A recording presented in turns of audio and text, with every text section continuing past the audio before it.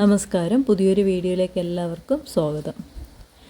നമ്മുടെ വീട്ടിലുള്ള പെറ്റ് അനിമൽസിന് യാതൊരു ദോഷവും ഇല്ലാത്ത ഏതൊക്കെ ചെടികളാണ് ഉള്ളത്, അതായത് ഇൻഡോർ പ്ലാന്റ്സ് ആയിട്ട് ഏതൊക്കെ ചെടികളാണ് വയ്ക്കാൻ പറ്റുക എന്നുള്ളതാണ് ഇന്നത്തെ വീഡിയോയിൽ നമ്മൾ നോക്കുന്നത്.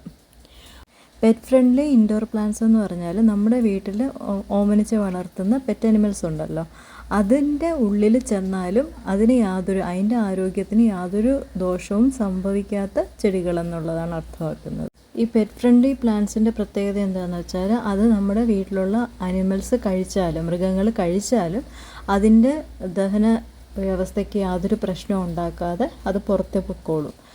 ഡയഫെൻബെക്കിയ പോലുള്ള വിഷാംശമുള്ള ചെടികളാണെന്നുണ്ടെങ്കിൽ നമ്മുടെ ആനിമൽസ് അത് കഴിക്കുകയാണെന്നുണ്ടെങ്കിൽ അതിന് ദഹനത്തിന് പ്രശ്നം ഉണ്ടാകും, ചിലപ്പോൾ മരണം വരെ സംഭവിച്ചെന്നിരിക്കാം. അപ്പോൾ അങ്ങനത്തെ ചെടികൾ ഒഴിവാക്കിയിട്ട് പെറ്റ്സിന് പ്രശ്നമില്ലാത്ത ചെടികൾ വെക്കുകയാണെന്നുണ്ടെങ്കിൽ പെറ്റ്സ് ഉള്ള വീടുകളിൽ അത് നല്ലതായിരിക്കും.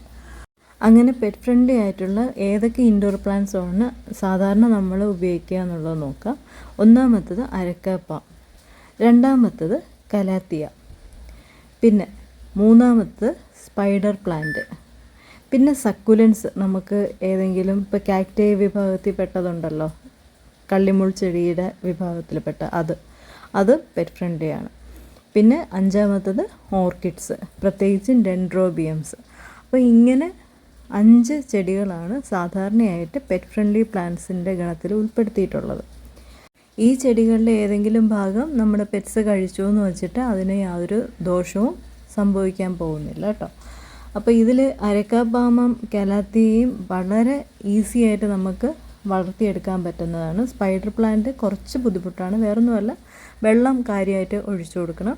വെള്ളം ഒഴിക്കുക എന്ന് പറഞ്ഞാൽ എല്ലാ ദിവസവും രാവിലെ, സാധാരണ നമ്മൾ ഇൻഡോർ പ്ലാന്റ്സിന് ആഴ്ചയിൽ ഒരു ദിവസമായിരിക്കും വെള്ളം കൊടുക്കുക. പക്ഷേ സ്പൈഡർ പ്ലാന്റിൻ്റെ കേസിൽ എല്ലാ ദിവസവും വെള്ളം കൊടുക്കുന്നത് നല്ലതാണ്, പ്രത്യേകിച്ചും രാവിലെ വെള്ളം കൊടുക്കുന്നത് നല്ലതാണ് കേട്ടോ.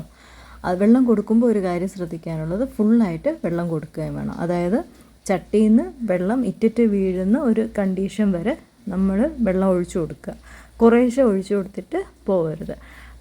അതിൻ്റെ റൂട്ട്സ് മൊത്തവും വെള്ളം നനയണം, എങ്കിൽ മാത്രമേ അത് നന്നായിട്ട് നിൽക്കുകയുള്ളൂ. ഇല്ലാന്നുണ്ടെങ്കിൽ ഇലയുടെ അറ്റം കരിഞ്ഞു പോകുന്ന ഒരു അവസ്ഥയൊക്കെ ഉണ്ടാവാറുണ്ട്. അപ്പോൾ ആ ഒരു കാര്യം നമ്മൾ ശ്രദ്ധിക്കണം സ്പൈഡർ പ്ലാന്റിൻ്റെ കേസിൽ.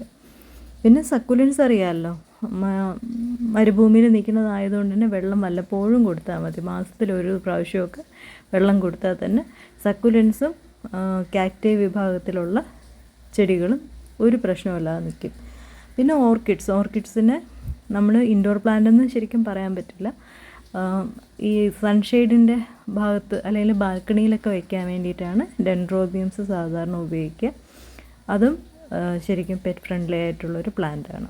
ഇന്നത്തെ ഈ വീഡിയോ നിങ്ങൾക്ക് ഉപകാരപ്പെടും എന്നുള്ള വിശ്വാസത്തിൽ നിർത്തുന്നു. വീഡിയോ ഇഷ്ടപ്പെട്ടിട്ടുണ്ടെങ്കിൽ ലൈക്ക്, ഷെയർ ആൻഡ് സബ്സ്ക്രൈബ്. വീണ്ടും ഒരു കാർഷിക വിഷയവുമായി കാണുന്നത് വരേക്കും നന്ദി, നമസ്കാരം.